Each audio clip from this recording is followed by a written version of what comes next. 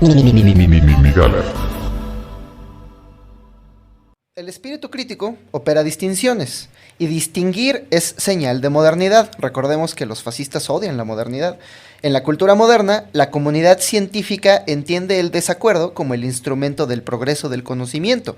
Para el urfascismo, el desacuerdo es traición, hijos de su pinche madre. Si no estás conmigo, estás en contra mía. Este es como... Te y posteco que yo forever, creo que... putos, ¿qué? Mira, yo creo que este punto es el que mucha banda simplemente utiliza como sinónimo de fascista, ¿no? O sea, la intolerancia a la crítica. La intolerancia a la crítica y si la crítica tiene que ser o no tolerada, ¿no? O sea, Pero la intolerancia sí es desde la izquierda hasta la derecha, desde arriba hasta abajo. Sí, no, la intolerancia a la crítica cruza por todo tipo de gobiernos y digo, ahí hay un dicho en política, ¿no? O sea, el asunto de qué tan delgada tienen la piel, ¿no? O sea, los políticos. Entonces, hay políticos que frente a la crítica la dejan pasar y hay políticos que la crítica no la dejan pasar. Pero entonces, no propiamente la intolerancia a la crítica es un rasgo fascista, ¿no? Es uno uno de...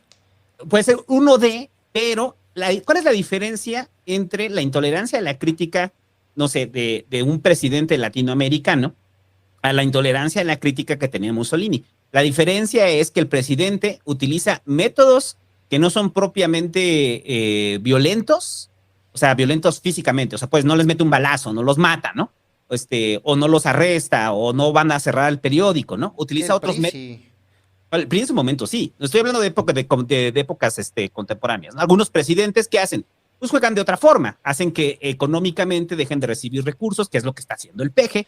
O sea, dejan de recibir recursos, los ahorca, los estrangula para que no reciban recursos de publicidad oficial y a partir de ahí elimina la crítica. O salen las mañaneras a decir, o sea, que de repente está preguntando sobre algo y dice, sí, Loret. Entonces, y Loret, pues sí, le puede gustar o no, pero al final Loret está haciendo una crítica, ¿no? Pero ¿cuál es la diferencia? La diferencia es que en países con rasgos fascistas más profundos, desaparecen al periodista, lo matan. Entonces... ¿Te acuerdas de Ayotzinapa? No fue hace tanto. ¿Qué? No, pero ¿qué tiene que ver con el asunto de la intolerancia a la crítica y de qué daño hizo, no? Los jóvenes de Ayotzinapa se iban a... Era el cumpleaños de la esposa del gobernador. No, pero eso es, sí, no, pero ajá, sí, lo tengo claro. O sea, tengo claro Ayotzinapa, pues, pero no entiendo cómo se vincula con la intolerancia a la crítica. O sea, esto es más un movimiento de no quiero que me eches a perder mi fiesta, no soporto, o sea, porque los estudiantes de Ayotzinapa siempre han estado ahí.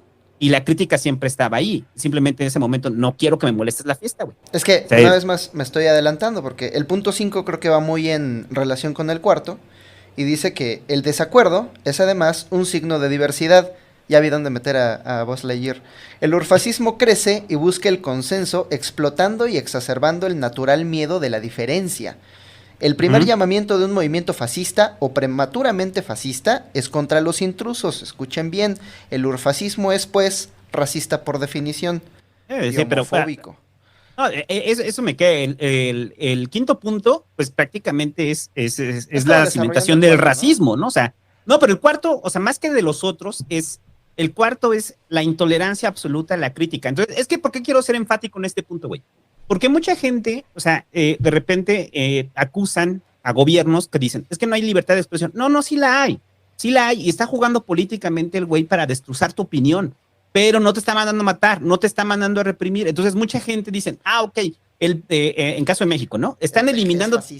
El peje es fascista porque se burla de Chumel. Pues sí, güey, pero Chumel sigue ahí. En un régimen fascista, agarran a Chumel, le dan un levantón, lo torturan al pobre güey y muere, ¿no? Entonces, creo que uno de los síntomas bien claros sobre todo este punto, cuando quieren atacar de fascista, y que también en su momento quisieron atacar de fascista a Calderón y quisieron atacar de fascista a Fox. O a las feministas, ¿no? Que les dicen feminazis.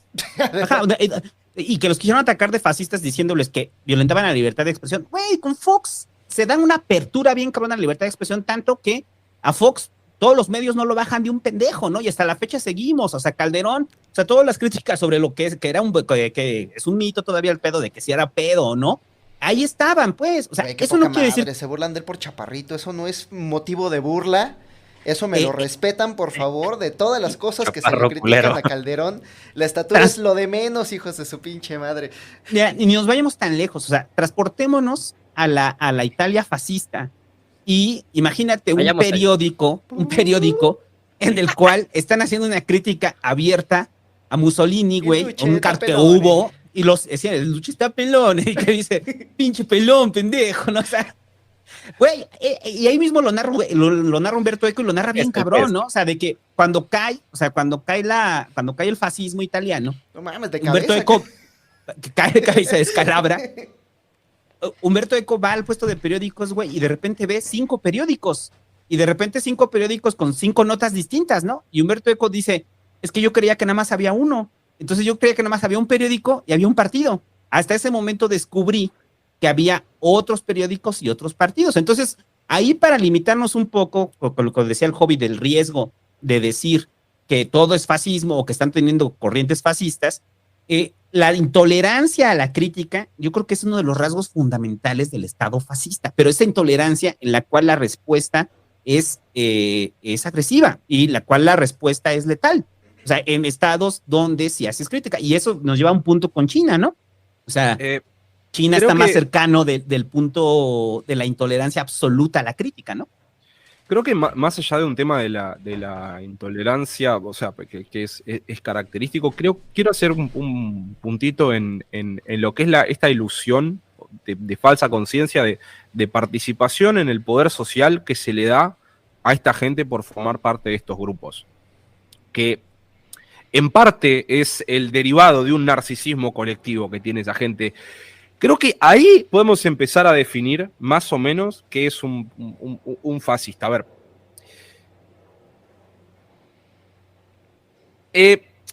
Entendamos que el fascismo vuelvo de nuevo a lo que dije hoy sobre el tema del delirio.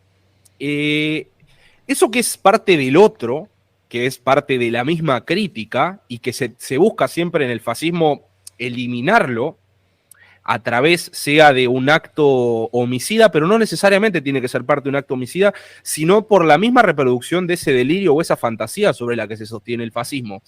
Y no necesariamente sobre ese linchamiento, ponele, sino que simplemente con la exclusión de aquello no integrable dentro de la sociedad. Por ejemplo, y que se mide precisamente en esa fantasía que ellos siguen reproduciendo. Por ejemplo, la gente pobre.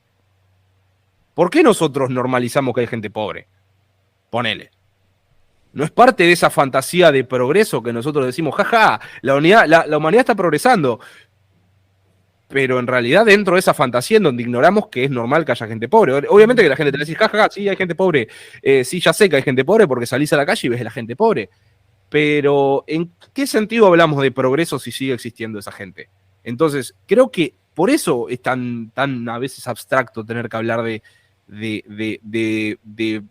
fascismo si no tenemos en cuenta ese fin común que es una expresión particular llevada al universal impuesta sobre una población entera, mediante discursos totalizantes que no acepten ningún tipo de noción crítica. Y voy a decir algo que, por ejemplo, las dos grandes ideologías que surgen de la modernidad, que podemos llamarlo como, por ejemplo, el liberalismo y el marxismo, ponelo como para grandes antagonismos.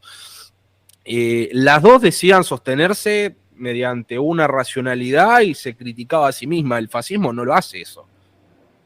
Siempre tiende a lo universal. Y creo que parte de la crítica que se le hizo al marxismo desde un principio fue por otros mismos autores, incluso parte de lo que dice Eco, que se puede crear muchos puentes a lo que hablamos hoy de la Escuela de Frankfurt, es justamente sobre esa crítica, por querer explicar esa creencia que tenemos nosotros de querer tender al universal. En mayor o menor medida seguimos creyendo que estamos tendiendo a la universalidad, mientras que sigamos reproduciendo esa idea de progreso lineal y de que podemos omitir las críticas y hablar de lo que dijo hoy David sobre el tema del fin de la historia. Como ya dejamos de todo debate político, no hay alternativa al capitalismo, démosle para adelante y tratemos a las contingencias como cosas que no pasan y seguimos reproduciendo ese delirio. Oigan. Seguimos bajo, en mayor o menor medida, discursos totalizantes. Y creo que el rechazo al fascismo es justamente no buscar promover esos discursos totalizantes. Y no quiere decir que tengamos que decir cosas sin fundamento, pero entender que la crítica tiene que ser siempre aceptada y que en mayor o menor medida existen características fascistas en todo aquel que busca, que no da lugar a la crítica por querer buscar un universal. No porque no estemos de acuerdo, sino que rechazar la crítica porque esa crítica cuestiona tu universal. ¿Me explico más o menos? Sí, totalmente. Y hay un punto ahí adicional que creo que es como la característica también propia del fascismo. O sea, cuando digo esta intolerancia a la crítica, no solamente viene por parte del líder o del caudillo, también son de aquellos que han sido convencidos dentro de esto. O sea, el fascismo no se cimenta solamente gracias al caudillo y al terror que produce el caudillo a la crítica, sino a la aceptación de aquellos que están cercanos y que están cómodos con el fascismo. Eso es interesante porque no es un sometimiento a partir del terror, No, sino es a través de una ilusión. Sí, a huevo. Ese es el punto. Ajá.